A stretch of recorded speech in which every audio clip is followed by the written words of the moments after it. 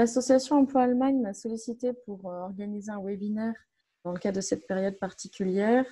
Et j'ai pensé qu'un webinaire organisé pour les familles semblait assez adéquat, sachant que les éléments que je vais évoquer seront transposables, je pense, à la situation de couple ou de célibataire. Alors, pourquoi ce webinaire et comment ?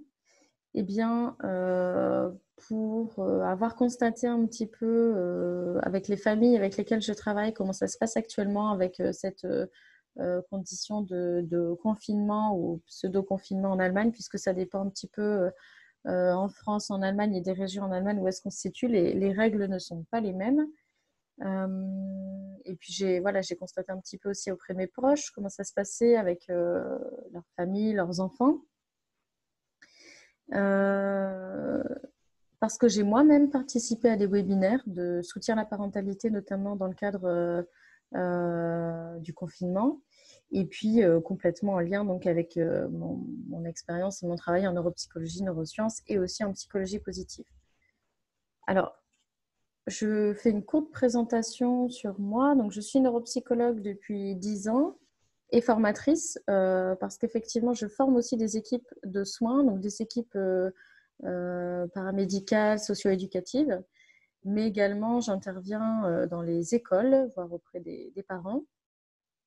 Et donc neuropsychologue, comme je l'écris, donc depuis 2010, donc en France pendant 8 ans, dans des hôpitaux, cliniques et également libérales. Alors peut-être de manière assez brève, j'ai travaillé d'abord, je dirais, beaucoup plus auprès de personnes âgées, de patients et résidents qui étaient confrontés à des maladies neurodégénératives, comme la maladie de Parkinson ou la maladie d'Alzheimer, et que j'ai accompagné donc dans différents services, court séjour gériatrique, maison de retraite, hôpital de jour dans le cas d'une maladie d'Alzheimer, etc. Progressivement, j'ai travaillé avec des patients plus jeunes suite à des traumatismes crâniens, notamment en lien avec un accident de la route. Et progressivement, je me suis orientée vers la neuropsychologie de l'enfant. Et donc, je travaille de plus en plus, depuis un petit moment, avec des enfants qui rencontrent des difficultés scolaires, et éventuellement des difficultés comportementales. Et je travaille également donc, avec leurs parents. Et l'Allemagne, pourquoi l'Allemagne ? Eh bien, ça fait 2 ans que je suis en Allemagne. Mais je dirais très rapidement que l'Allemagne et moi, c'est une histoire d'amour depuis longtemps, puisque j'ai moi-même des origines allemandes et je viens de temps en temps, je dirais, en Allemagne depuis mon enfance, mon adolescence. J'y ai fait une année d'études également, donc j'ai fini par décider de m'y installer. Voilà. Alors, les objectifs du webinaire, je dirais qu'ils sont doubles. Ça va être d'aborder vraiment, donc il y aura toute une partie, la première partie de présentation, donc où je vais aborder cet équilibre, ou au moins cette tentative d'équilibre familial et professionnel durant la situation qu'on vit actuellement. Et ensuite, une seconde partie où on vous laissera un temps de parole, pouvoir vous exprimer, sachant que l'idée, c'est pas forcément uniquement que moi j'intervienne, je vous fasse des retours, c'est vraiment qu'on puisse tous échanger ensemble. Voilà. Donc ça va être le petit programme de ma présentation. Donc, la famille, un équilibre. Et puis, donc, le corona a frappé à la porte. Qu'est-ce que c'est venu changer ? Je vous donnerai quelques conseils, mais comme je le redirai à ce moment-là, l'idée, c'est vraiment pas justement de vous donner plein de conseils et de vous dire qu'il faut faire absolument ça. C'est plus de vous donner quelques idées dans lesquelles vous pouvez piocher et vous faites comme vous le pouvez, voilà, avec les moyens que vous avez. Et ensuite, ce temps de parole, comme je l'ai évoqué. Alors, la famille en équilibre. Donc, pour commencer, la famille, on considère que c'est un système. Qu'est-ce que c'est un système ? L'individu ne vit pas de manière isolée. Nous sommes des êtres sociaux, on a besoin d'interaction sociale. Et le système, donc on en fait partie en tant qu'individu d'un système, voire de plusieurs, puisqu'il y a le système, par exemple, familial, Mais on peut très bien dire qu'il y a aussi le système, son équipe de travail, c'est aussi un système. Et donc, nous, en tant qu'individus, on va être influencés dans notre façon d'être, aussi bien par nous-mêmes, mais également par les autres et par notre environnement. La famille, en tant que système, c'est effectivement plus vaste que simplement la somme des individus qui s'y trouvent. On est vraiment dans je dirais, un aspect de système dynamique. Ça évolue, ça bouge, il y a du mouvement. C'est assez complexe parce que chacun, je dirais, a sa personnalité, ses craintes, ses forces, ses fragilités, etc. Donc, on essaye de faire avec les particularités de chacun. Et on est constamment en interaction.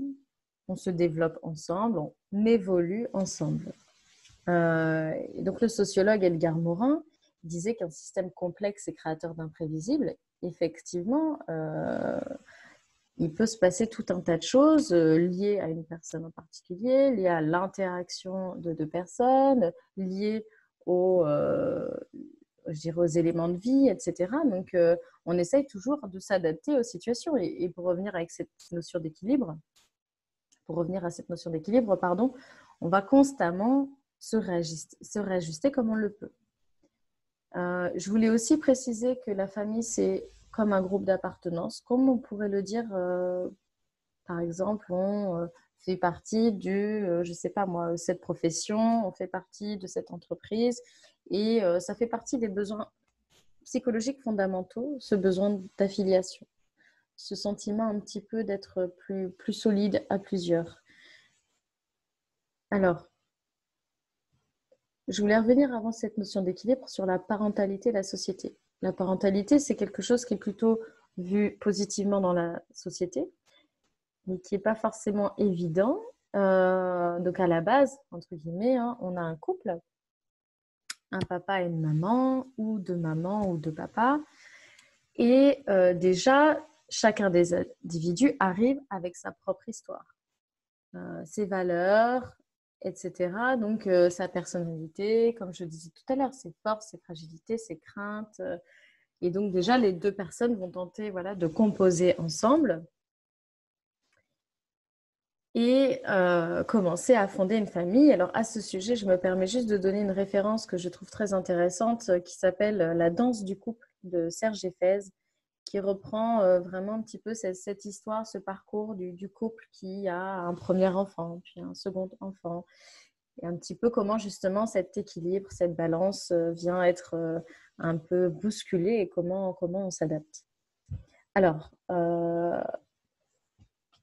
oui, c'est vrai que donc, je disais que la parentalité, c'est donc une question de balance, on essaie de tendre vers un équilibre, mais ça me paraît important de préciser que en plus, on est quand même dans une société un petit peu de performance, de production, avec une certaine pression que l'on peut ressentir déjà en tant qu'individu, mais aussi en tant que famille.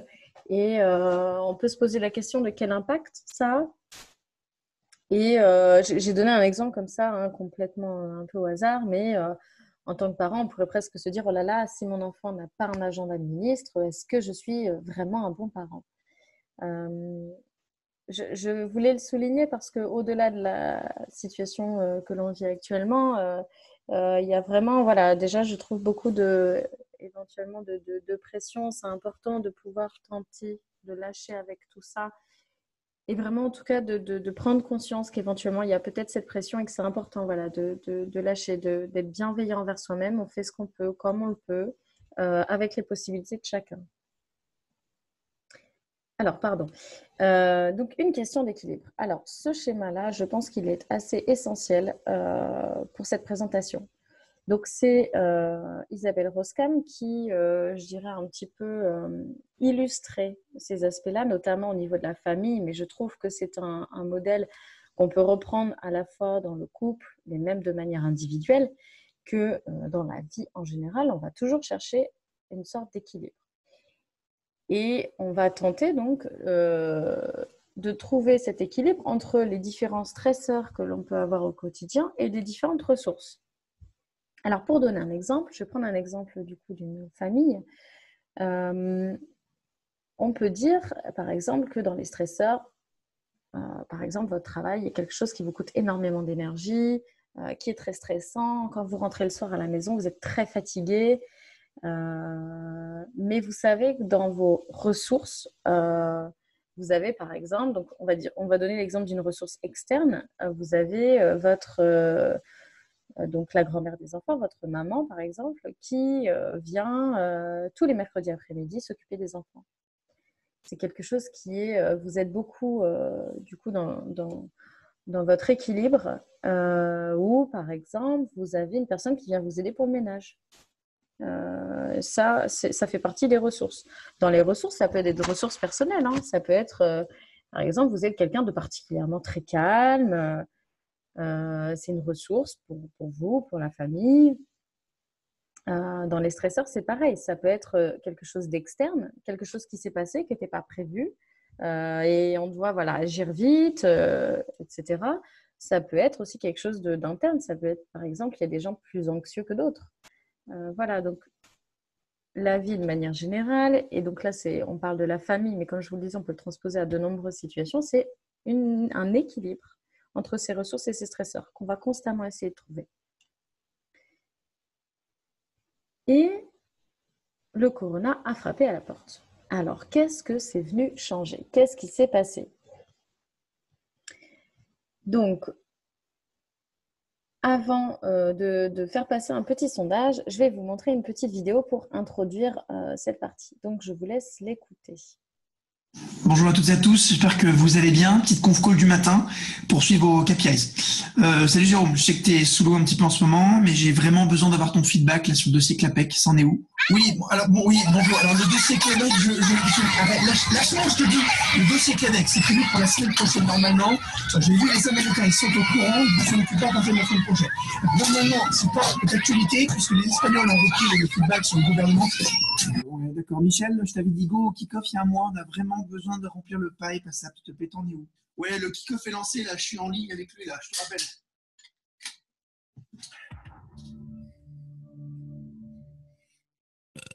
Michel, vous êtes au courant que votre caméra est allumée? Ah merde! Ouais, Bernard, je sais que t'es dans le Jura, tes connexions c'est compliqué, est-ce que ça va mieux?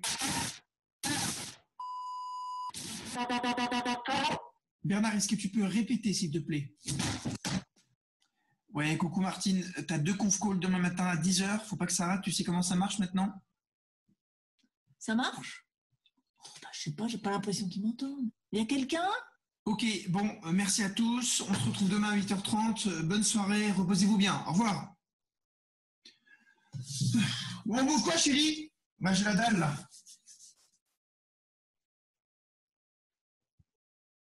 Voilà pour la vidéo. Donc, c'était une petite, je dirais, vidéo pour introduire cette partie-là et illustrer effectivement quelques situations dans lesquelles on peut se trouver.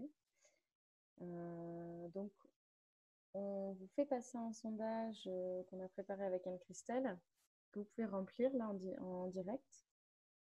Je vous laisse une petite minute pour le remplir et on va regarder les résultats. Donc ça s'affiche progressivement. Donc je vois 50% de sérénité.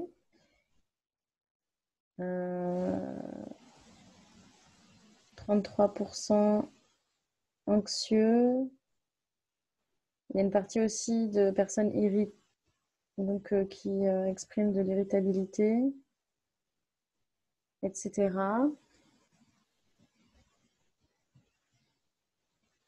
Alors, tant mieux pour la sérénité, que ça arrive finalement de manière assez quand même importante dans le sondage. Mais bon, je vois aussi effectivement un peu de tristesse, d'irritabilité. Donc, justement, par rapport à tout ça, la situation, c'est vrai qu'elle va provoquer chez nous tout un tas d'émotions. Donc, peut-être en premier lieu, ce à quoi on pense, peut-être qui peut être un peu plus important éventuellement, c'est la peur qui peut aller d'une, je dirais entre guillemets, simple inquiétude à une angoisse vraiment qui nous prend aux tripes. Et ça peut concerner plusieurs éléments. La peur de manquer, on l'a vu avec les papiers toilettes qui ont disparu des rayons. La peur d'être infecté, évidemment, on peut tout à fait imaginer cette crainte, la peur de l'ennui, la peur de l'isolement avec le confinement et les restrictions que l'on peut rencontrer, donc encore une fois, selon le lieu où l'on se trouve.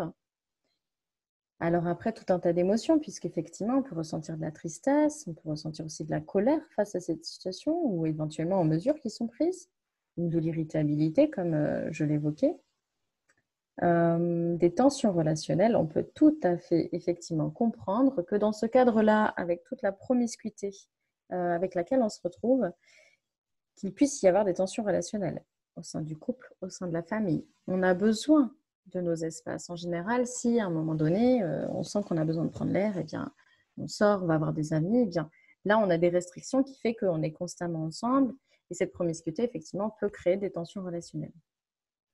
De la fatigue émotionnelle, de la fatigue tout court d'ailleurs, hein, parce que il y a certaines personnes qui peuvent avoir un sommeil impacté, qui dorment moins bien. Voilà, ça dépend vraiment des personnes. Alors, c'est vrai que j'ai cherché des articles, des analyses, effectivement, des effets psychologiques. Donc, j'ai trouvé une méta-analyse qui avait été, donc, qui est sortie sur les effets de la quarantaine, qui revient historiquement sur plusieurs situations similaires, donc qui reprennent un petit peu tous ces aspects-là.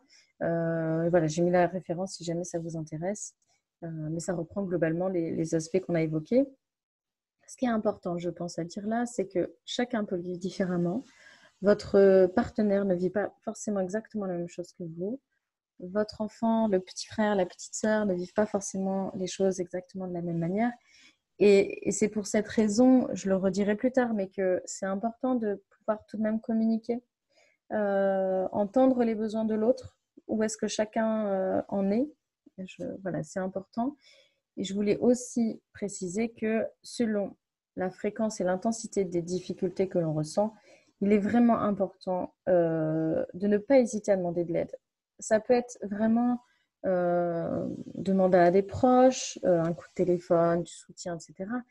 Mais ça peut être aussi des professionnels.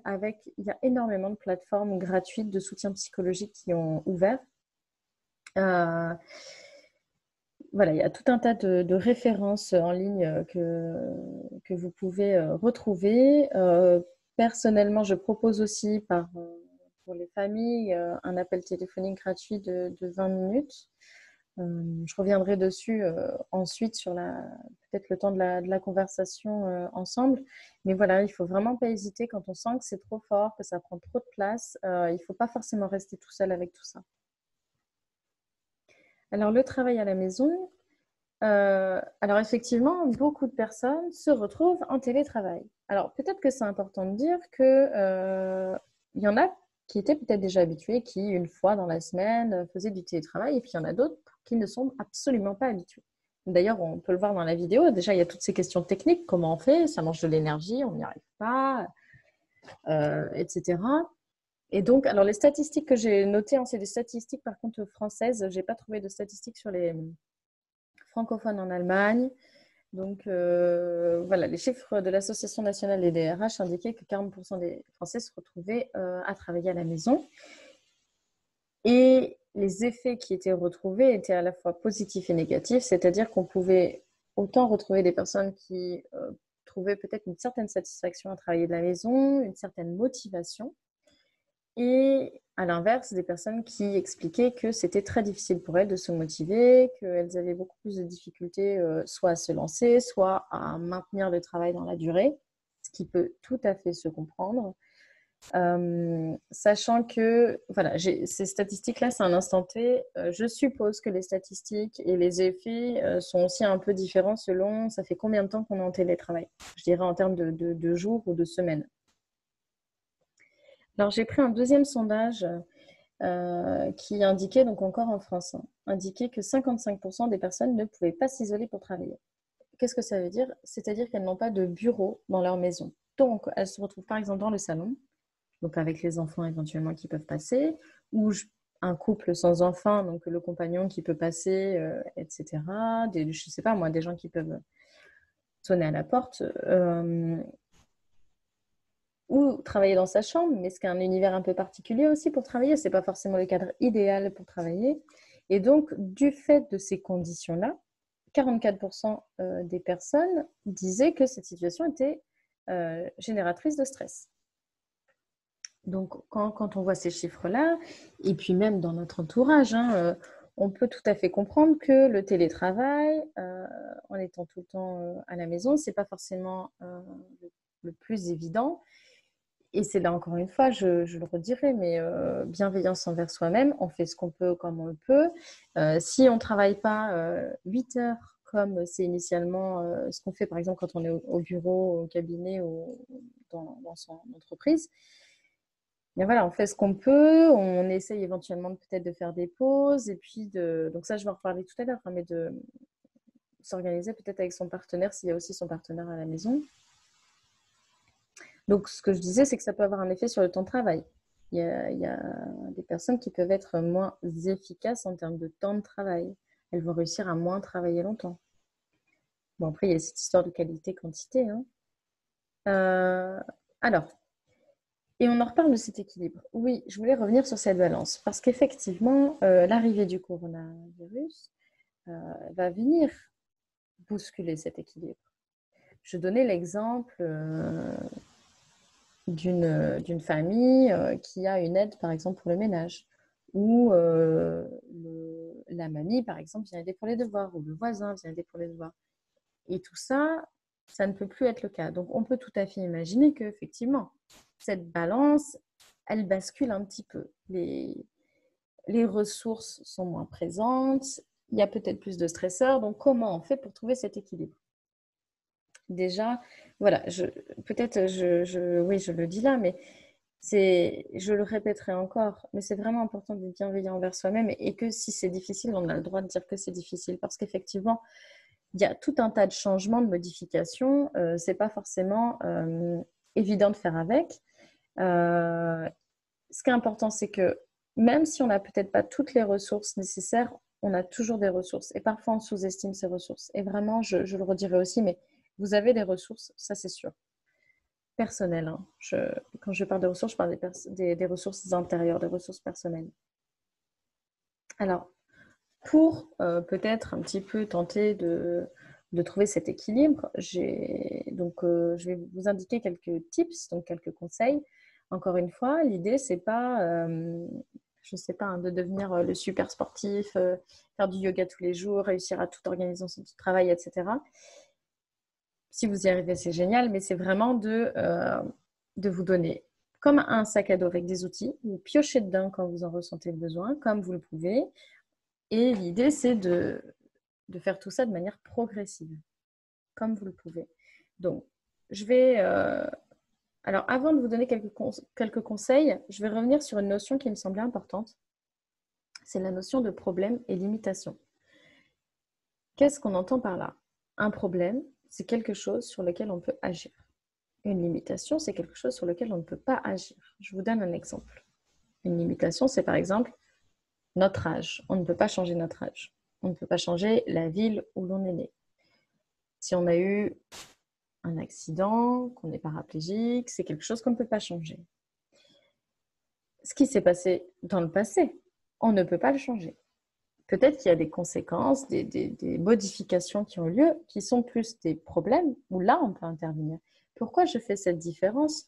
Parce que, notamment cette situation, c'est pareil, c'est une limitation. On ne peut pas changer la situation. Il se passe ce qui se passe. Le Covid est là. Donc, à moins que vous ayez une solution, un vaccin, et ce serait sympa de le partager.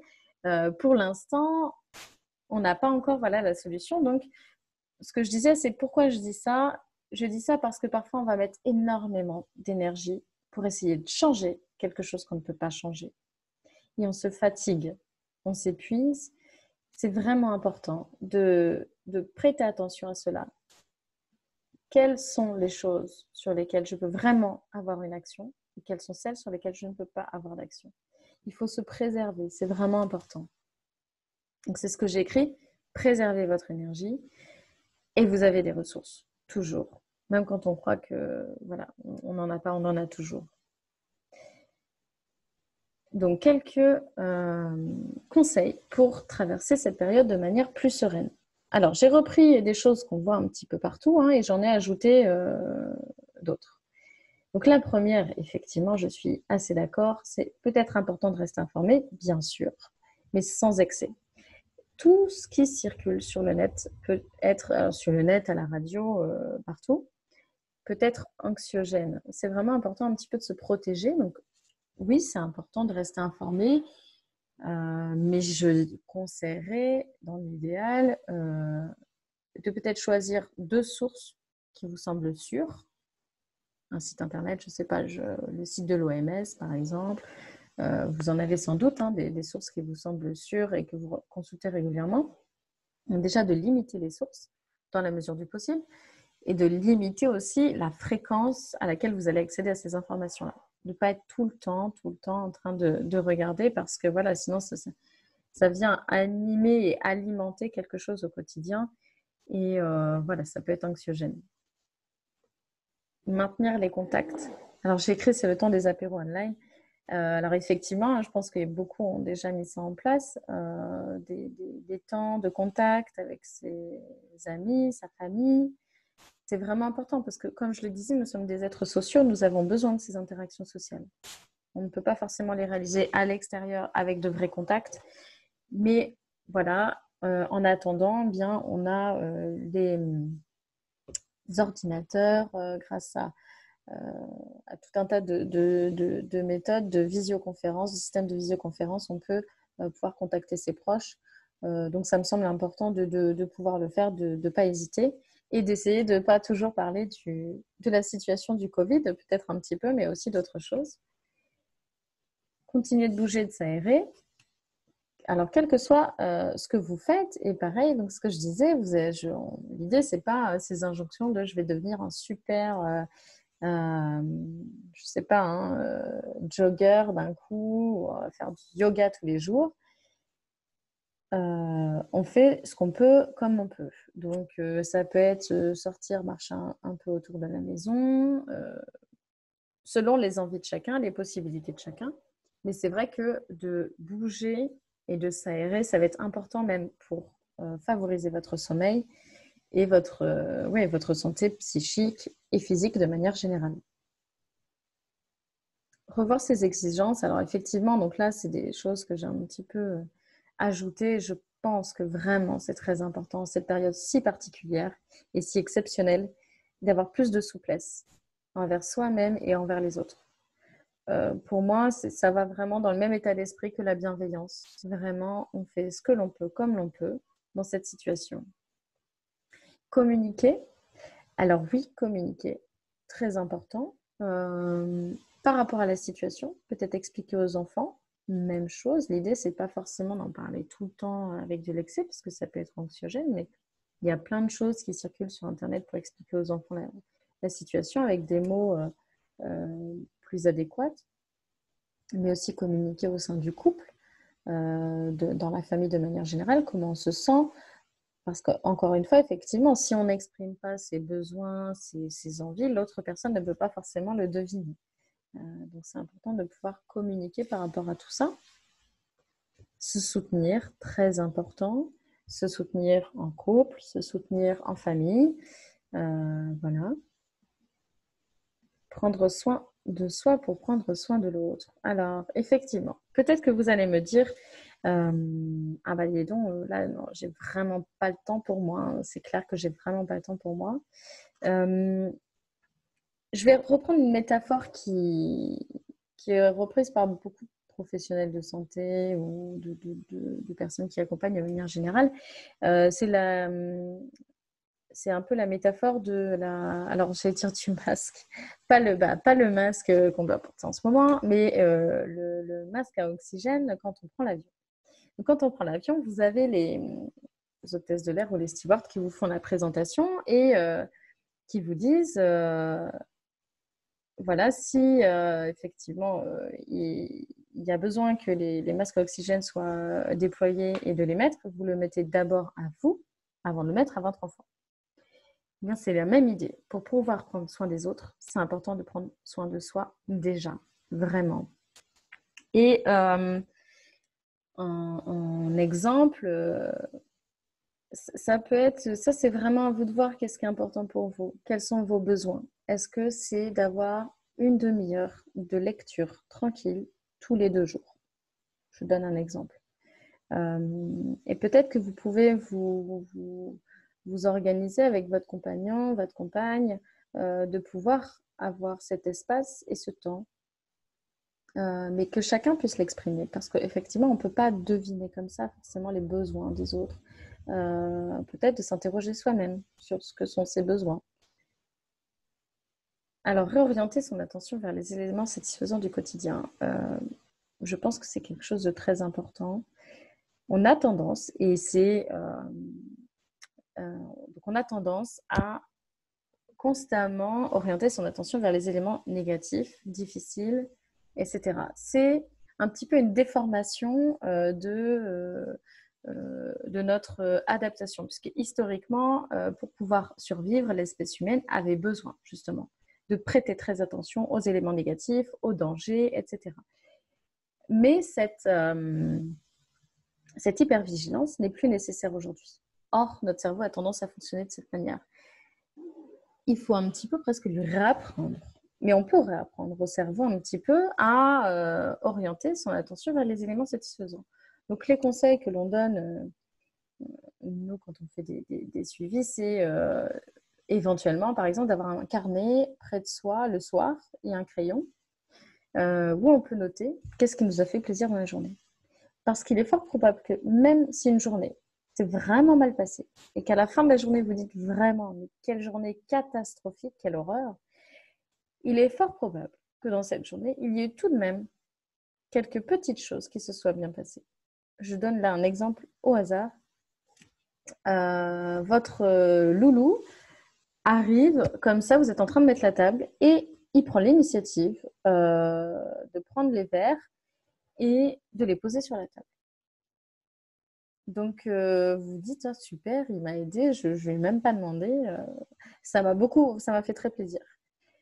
Bon, c'est un exemple parmi d'autres, hein, mais ça peut être, voilà, et je ne sais pas, moi, vous avez vu qu'une de vos plantes a grandi, ça vous fait plaisir, voilà. Tout un tas de choses qui peuvent vous faire plaisir et le fait de les noter au quotidien, ça va vous permettre aussi de manière plus automatique et naturelle d'accorder votre attention aux éléments satisfaisants. Vous allez mieux les percevoir et les ressentir. La gratitude, alors ça effectivement, hein, je dirais dans le même état d'esprit, c'est quelque chose qui montre ses bénéfices sur le sentiment de bien-être. Le fait de, je dirais, reconnaître ce sentiment de gratitude, c'est-à-dire cette reconnaissance que l'on peut avoir. Je ne sais pas, qu'est-ce que je peux donner comme exemple? Votre conjoint a été particulièrement attentif, il a préparé un super petit déjeuner pour le matin, ça vous a fait extrêmement plaisir. C'est important de pouvoir exprimer que l'on est reconnaissant et que cela nous a fait très plaisir. Et donc, ça peut être autant constater cette reconnaissance que l'on a envers autrui et aussi offrir justement de l'attention à autrui, du soutien et pouvoir justement recevoir un merci. Ce sont des éléments vraiment importants. Et cette histoire de planning, alors justement, on en reparle.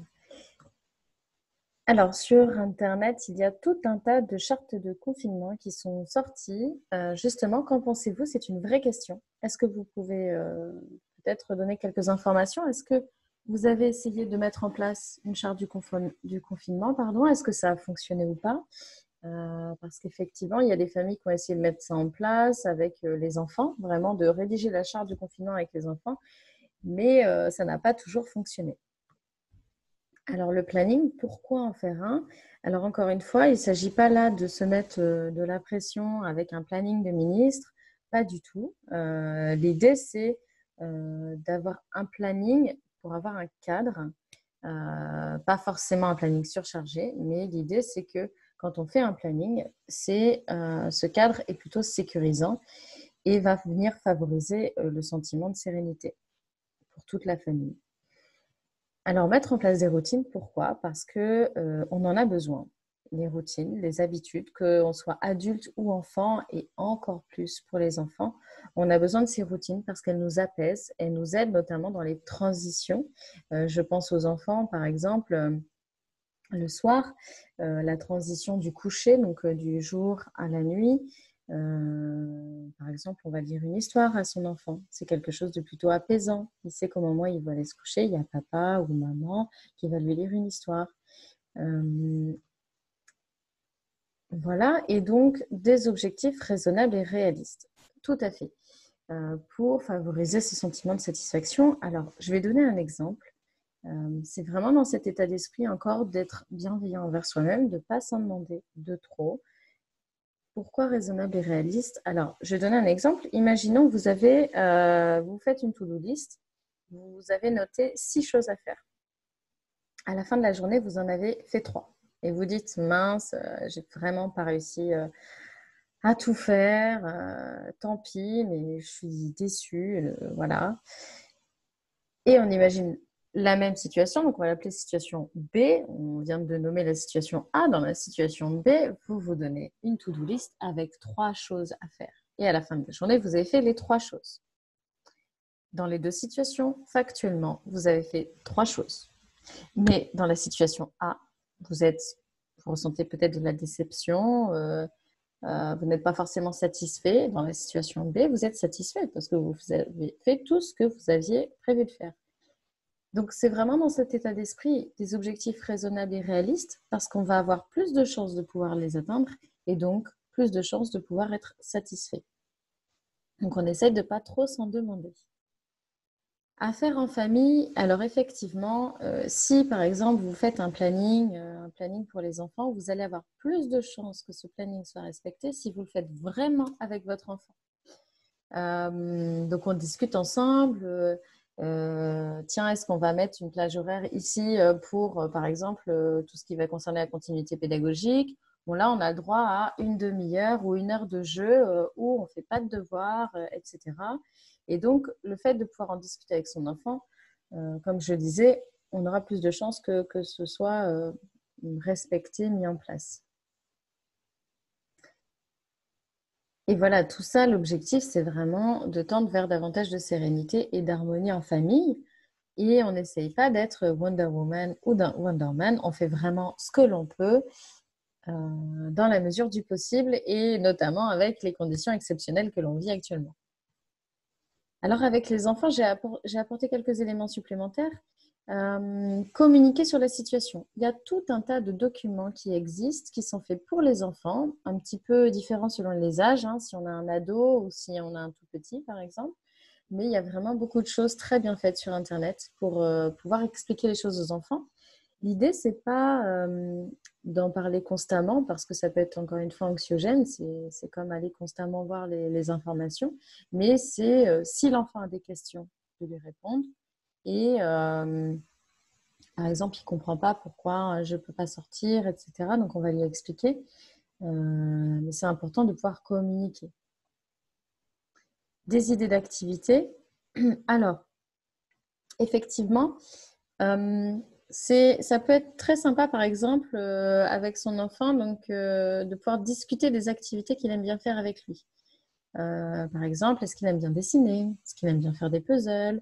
Des choses comme ça. Et on va faire, par exemple, une liste. Alors, selon s'il sait lire ou pas, donc soit avec des phrases, des mots. Alors, évitez les phrases trop longues, parce que sinon, il est possible que ça donne moins envie de lire, pardon. Donc, on essaie de faire des phrases courtes, voire mettre des symboles visuels. Donc, on dit un puzzle. Sur Internet, on trouve des images. Un puzzle, l'acte de dessiner, etc.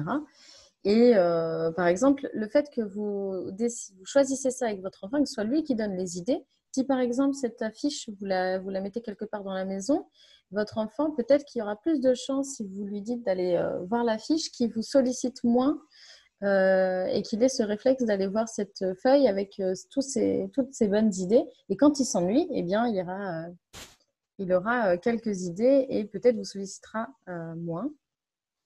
Contact avec ses amis. Alors effectivement, comme je disais en début de conférence, nous sommes des êtres sociaux, nous avons besoin d'interaction sociale. C'est la même chose pour les enfants. Donc dans la mesure du possible, faire quelques visioconférences avec les copains. Il y a des écoles qui le proposent automatiquement, de faire quelques vidéos avec les camarades de classe. Donc c'est sympa. À voir selon l'âge, parce que les tout petits, par exemple 4 ans, ne comprennent pas forcément ce qui se passe derrière l'écran. Il peut y avoir un côté frustrant de ne pas pouvoir toucher ou autre. Donc voilà, ça dépend des âges. Étant avec votre enfant, privilégiez la qualité à la quantité. Alors, pourquoi je dis ça dans l'esprit, peut-être de dire que avoir un temps, accorder un temps à son enfant, c'est vraiment quelque chose qu'il faut voir non pas comme une récompense, par exemple, d'une journée qui s'est bien déroulée, d'une initiative qu'il a prise ou autre, mais vraiment comme un prérequis. Si votre enfant sait, par exemple, que tous les jours, pendant un quart d'heure, vous allez jouer à un jeu qu'il adore, je dis complètement au hasard, les Pokémon ou je ne sais quoi, mais un jeu qu'il choisit lui, eh bien, vous avez plus de chances peut-être qu'il comprenne qu'à un moment donné, vous n'êtes pas forcément disponible parce qu'il sait que maman, il va l'avoir en fin de journée. Voilà. Donc, les temps avec les enfants, voilà, peut-être avoir un moment dans la journée où on a vraiment un temps et on n'est pas en train de faire plusieurs choses en même temps. On n'est pas en train, par exemple, de faire la vaisselle et de jouer au loin avec son enfant. On est vraiment là avec lui à ce moment-là.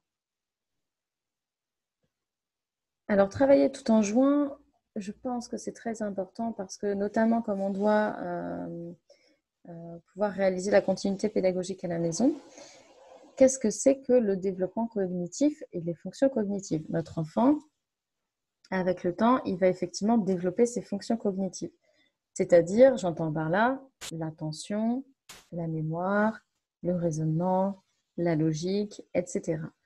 Tout ça, ce sont des prérequis aux apprentissages scolaires.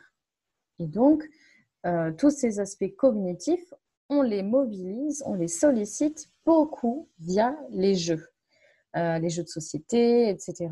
Et voilà, si vous vous dites, oh là là, tout ce qu'il y a à gérer en termes de continuité pédagogique, peut-être qu'on peut aussi relâcher un peu la pression en se disant, bon, on va faire un mix entre tous les devoirs qu'il y a à faire et peut-être de temps en temps des jeux. Et sachez que votre enfant, tout en s'amusant, il travaille en même temps. J'ai donné quelques exemples. Le jeu des 7 familles, qui est un jeu très connu, qui est notamment fait travailler tout ce qu'on appelle les capacités d'abstraction et de catégorisation, qui vont être, par exemple, des prérequis, notamment au développement de certains concepts en mathématiques, etc. Et bien plus large. Tetris, par exemple, c'est un jeu qui va venir favoriser tout ce qui est planification, organisation, et pas seulement, tout un tas de fonctions cognitives, comme notamment les capacités attentionnelles. Etc. Je vous ai mis aussi Bisous Dodo, j'en ai pas parlé tout à l'heure, mais c'est un exemple de jeu pour venir accompagner son enfant dans les transitions et notamment dans les rituels. Donc le rituel du coucher, ça dure 5 à 10 minutes, c'est pour les enfants par exemple là, de 3 à 6 ans et c'est un jeu très sympa à faire avec son enfant. Voilà, donc très important, les jeux, c'est vraiment plus des instants où on peut rire en famille, où on peut un peu lâcher la pression, où on va avoir peut-être une interaction aussi de qualité sympathique avec son enfant. Donc vraiment, je vous encourage à faire des jeux avec vos enfants. Et les écrans, ça me semblait important de rajouter quelque chose par rapport à ça. Pourquoi? Parce qu'il y a énormément de choses dans les médias, sur les écrans, qui peuvent être très culpabilisantes. On se dit, oh là là, mon enfant peut-être regarde trop les écrans, il faut que je fasse très très attention. Mais la situation actuelle est favorable au fait que votre enfant puisse regarder un peu plus les écrans. Donc, ne culpabilisez pas, c'est normal. Donc, évidemment, on va essayer dans la mesure du possible d'établir une certaine limite, mais s'il regarde plus les écrans que d'habitude, c'est normal. Vous faites comme vous pouvez. Si en plus vous devez gérer votre travail, voilà, donc peut-être que votre enfant il va être un peu plus devant l'écran. Ce qui est important par rapport aux écrans, c'est vous pouvez avoir une interaction après avec votre enfant. Qu'est-ce qu'il a regardé? Qu'est-ce qu'il en a pensé?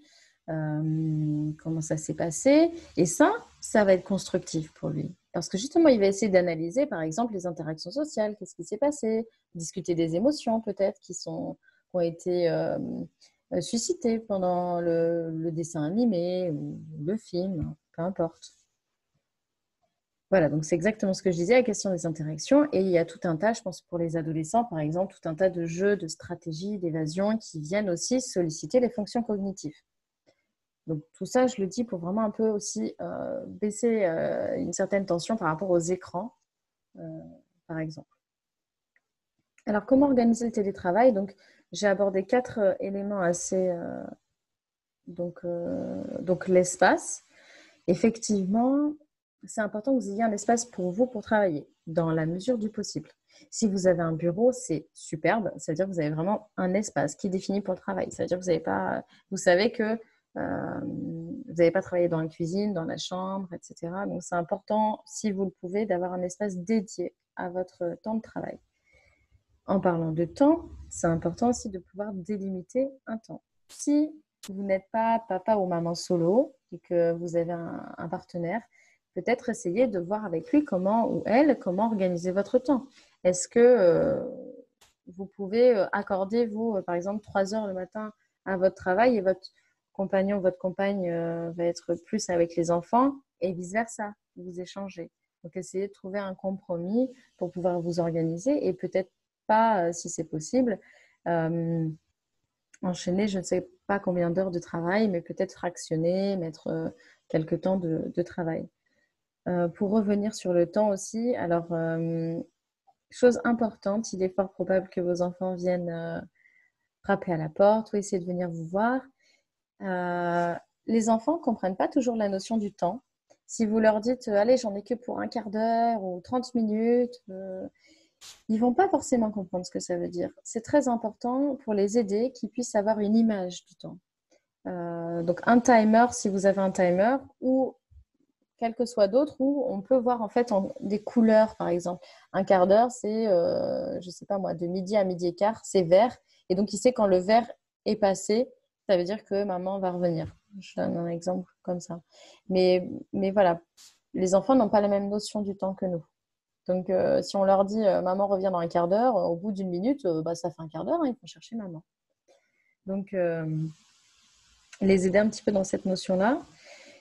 Revoir ses exigences, même état d'esprit que l'ensemble, je dirais, du webinaire, c'est bienveillance envers soi-même. On fait ce qu'on peut, on est quand même dans une situation exceptionnelle. Si parfois on arrive à être moins concentré, si parfois on arrive moins à travailler, on fait ce qu'on peut. Peut-être que ce sera mieux le lendemain, peut-être que ce sera mieux l'après-midi. Voilà. Donc, bienveillance envers soi-même et envers les autres. Alors, voilà, donc on a terminé le webinaire. Ce que je voulais ajouter, donc j'espère que vous avez pu avoir quelques conseils qui peuvent effectivement vous aider. Je vous ai ajouté mes coordonnées, donc n'hésitez pas à me contacter si vous avez besoin. Je le redis maintenant, durant cette période un peu particulière, je propose de manière, je dirais que c'était ma façon un petit peu de proposer un geste solidaire, mais un appel gratuit par famille de 20 minutes environ. Donc, n'hésitez pas si besoin. Par ailleurs, je vais proposer des ateliers de psychologie positive en ligne. Donc, si vous avez besoin de renseignements, n'hésitez pas. Et je pense aussi proposer des ateliers de soutien à la parentalité. Donc, si ça vous intéresse, n'hésitez pas à m'en faire part. Donc, vous pouvez me contacter. Le mieux, je dirais que c'est par mail.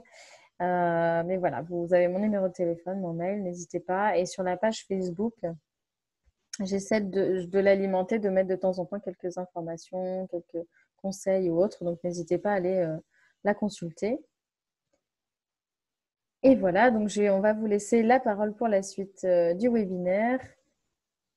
Et je laisse la diapo sur quelques petites phrases. Donc, pour vous, faites-vous confiance, vous avez les ressources. Vous avez le droit à vos coups de ras-le-bol et soyez bienveillants envers vous-même et aussi envers les autres. Voilà, merci à vous. Au revoir.